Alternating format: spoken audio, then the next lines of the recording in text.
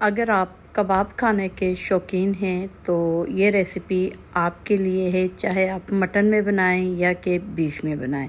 बहुत क्रिस्पी मज़ेदार से शामी कबाब की रेसिपी आपको देने जा रही हूं। अगर आपको रेसिपी पसंद आए तो प्लीज़ लाइक शेयर सब्सक्राइब कर लें। अस्सलाम वालेकुम, कैसे हैं आप सब लोग? आई होप आप सब खैरियत से होंगे।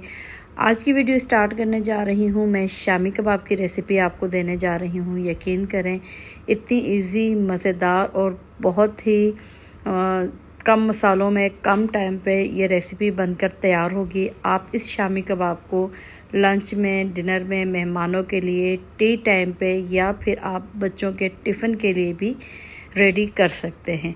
तो आई होप तमाम रेसिपियों की तरह मेरी ये रेसिपी आपको पसंद आएगी। पसंद आए तो प्लीज़ लाइक शेयर सब्सक्राइब कर लें। तो चलें जी, आज की रेसिपी स्टार्ट करते हैं।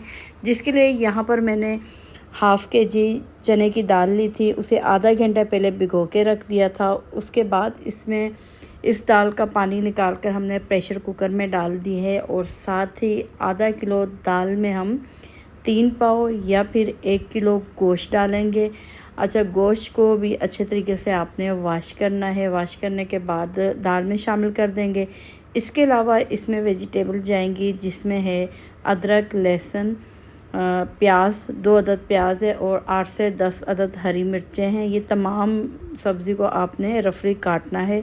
और उसके साथ ही इसमें शामिल कर दूंगी मैं 1 पैकेट शामी कबाब मसाले का। आप किसी भी कंपनी का यूज़ कर सकते हो या फिर आप घर के जो रेगुलर मसाले होते हैं वो डाल सकते हो। बस उसमें इजाफ़ा करना है गरम मसाले का जी। मैं इसमें अब पानी शामिल किया है। तो पानी आपने इसमें इतना शामिल करना है कि आपके जो दाल और गोश्त है ये अच्छे तरीके से उसमें डिप हो जाए। ज़्यादा पानी आपने शामिल नहीं करना, क्योंकि हम प्रेशर कुकर यूज़ कर रहे हैं, जो कि आधे घंटे में अच्छे तरीके से यहाँ पर दाल और गोश्त कुक हो जाएगा। अब हम इसे कवर लगाकर 20 से 25 मिनट के लिए रख देंगे। उसके बाद हमने इसको जो है खोलना है। ढक्कन को खोलेंगे तो आप देखेंगे यहाँ पर बिल्कुल 100% हमारी दाल भी कुक हो चुकी है और गोश्त भी कुक हो चुका है। और उसके साथ जितना पानी था वो ड्राई हो गया है। जो थोड़ा बहुत पानी रह गया है उसे हम फ्लेम को तेज़ करेंगे और बाकी जो पानी है इसे अच्छे तरीके से यूँ चमचे की मदद से हिलाते हुए हमने इसको ड्राई करना है। अच्छा, पानी ड्राई हो जाएगा फिर आपने इसको या फिर पतीले में ही रख दें। अगर टाइम है, नहीं है तो आप खुले मुंह वाले बर्तन में रख दें। बड़ी आटा गूंदने वाली थाल होती है उसमें रख दें और थोड़ा ठंडा होने का वेट करें। अच्छा जी, हम ये शामी कबाब बनाएंगे, इसके लिए हम कोई मशीन यूज़ नहीं करेंगे। देसी तरीके से हमने इसे बनाना है। अगर आपके पास सिल बट्टा है तो आपने इसको उसके ऊपर पीसना है। अगर नहीं है तो जिस तरह मैं पीसूँगी, मैं जिस तरह हमेशा से पीसती हूँ, तो आपको वो तरीका भी बता देती हूँ। आपने यहाँ से थोड़ा थोड़ा मिक्सचर उठाना है, दाल और गोश्त का बड़े थाली में डालना है और डालने के बाद आपने गिलास की मदद से इसके रेशे, क्योंकि हम रेशेदार कबाब बना रहे हैं, आप इसे अगर कूटोगे या फिर मशीन में डालोगे तो इसके रेशे टूट जाएंगे। तो आपने भी बस पतीले से निकालना है, बड़े बर्तन में डालना है और गिलास की मदद से इस तरीके से आपने पीसना है। ये देख रहे हो आप, ताकि इसका एक एक रेशा जो है वो अलहदा हो जाए। इसी तरीके से जो है हमने तमाम दाल को पीसना है। बिल्कुल इजी, आसान से ये पिस जाती है। बिल्कुल भी जो है मेहनत वाला काम नहीं है। अगर है भी तो यकीन जाने आप, अगर थोड़ी सी मेहनत कर लोगे तो बहुत बेहतरीन कबाब बनकर हमारा तैयार होगा। यहाँ पर ये देखें जी, अभी आपको इसमें इसके रेशे वगैरह दिख रहे हैं और दाल जो है वो बिल्कुल पीसी हुई है। इसी तरीके से हमने जो है तमाम मिक्सचर को पीस लेना है। तो मैं फिर आपको एक बार कहूँगी कि आप यहाँ पर कोई मशीन यूज़ ना करें तो बेहतर होगा। अब उसके बाद हाथों की मदद से आपने इसको मसलना है, जैसे हम आटा गूंथते हैं। और जैसे ही ये देखें हमने इसे पीसा है तो मिक्सचर जो है वो थोड़ा हार्ड हो गया है। उस वक़्त थोड़ा लिक्विडी लग रहा था आपको। तो पीसने के बाद अब इसमें 1 मुट्ठी भर के हम डाल देंगे यहाँ पर धनिया डालने के बाद आपने कम से कम 8 से 10 मिनट तक इसे इस तरह से मसलना है। आप देख रहे हो यहाँ पर ये पॉइंट आपने मिस नहीं करना। जितना इसे पीसोगे, हाथों से मसलोगे, उतनी ही बेहतरीन रेशेदार कबाब जो है बनकर तैयार होंगे।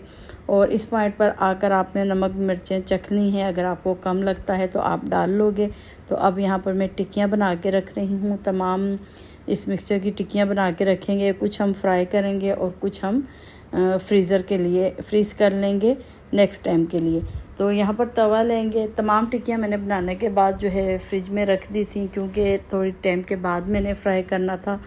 तो यहाँ पर तवे पे ऑयल डाला है, अंडा लिया है, उसे अच्छे तरीके से फेंटेंगे। फेंटने के बाद एक एक शामी कबाब की टिक्कियों को उठाएंगे, उसमें डिप करेंगे और तवे के ऊपर रखते जाएंगे जी।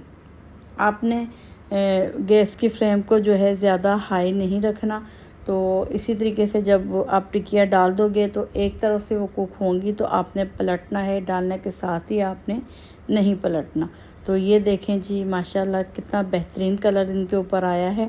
तो आप भी आराम सुकून से बनाएंगे, बिल्कुल भी जल्दबाजी नहीं करनी।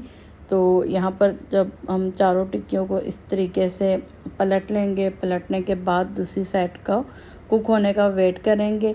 और जैसे ही कुक हो जाएंगी तो आपने तवे के ऊपर से इनको हटाना नहीं है, बल्कि इन टिक्कियों को तवे के साइड पे करके रख देना है ताकि ये मज़ीद ऊपर से क्रिस्पी हो जाए। तो आपने इसको ज़्यादा कुक नहीं करना, क्योंकि तमाम मिक्सचर जो है हमारा कुक किया हुआ है। जो सिर्फ हमने इसमें अंडा डाला है उसे हमने कुक करना था।